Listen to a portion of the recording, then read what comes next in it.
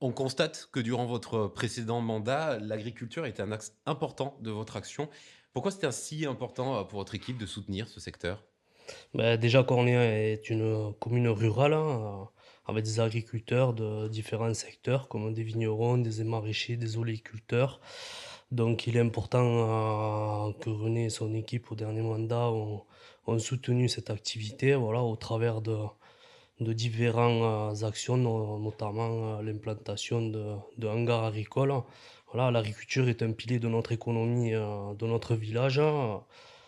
Les paysages sont façonnés par les agriculteurs, donc c'est tout un écosystème qui est important, et René l'a fait pendant 6 ans avec son équipe, et c'est un axe qui nous tient à cœur. On est enraciné dans notre territoire avec ces agriculteurs. Voilà pour la première partie. La seconde partie, c'est l'entretien du paysage, voilà, avec la mise à disposition d'un employé municipal qui a permis de, voilà, d'entretenir les fossés, les chemins, pour les accès à nos cultures, et faut pas oublier le chantier d'insertion, qui ont contribué aussi au nettoyage et à amélioration de nos chemins, avec la continuité de la subvention qui a été octroyée durant tout le mandat. Donc voilà, c'est ces points essentiels, pour notre commune. Et demain, à l'horizon 2026, comment vous comptez poursuivre et renforcer ce soutien à l'agriculture?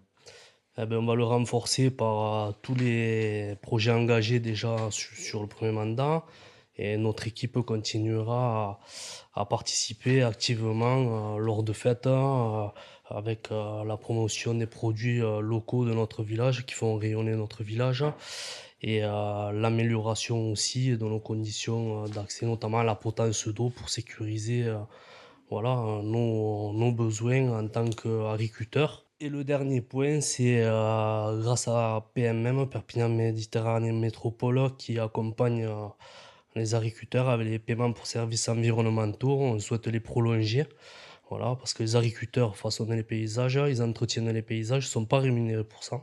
Donc, si on peut les accompagner du mieux qu'on peut, on le fera avec notre équipe, et voilà. Par ailleurs, disons que nous avons un pôle agronome que nous mettons en place à l'entrée du village, l'entrée ouest, qui nous permettra de mieux, disons, sensibiliser le monde extérieur au monde agricole. Là, nous aurons des producteurs de vin, des producteurs d'huile, des producteurs de miel, figues, ainsi de suite. Nous voulons que ce pôle soit un peu le rayonnement de notre village. D'abord, dans ce que que je vous parlerai plus tard, avec, disons, le cheminement esthète qu'on va mettre en place avec la communauté de communes, quoi, disons, avec le pôle PMM, nous pourrons, disons, faire un centre où tout le monde viendra voir la production et les agriculteurs de notre village. Il ne faut pas oublier que, disons, que sur ce point, l'entretien de notre paysage et de notre garrigue permettra aussi d'avoir moins de risques d'incendie.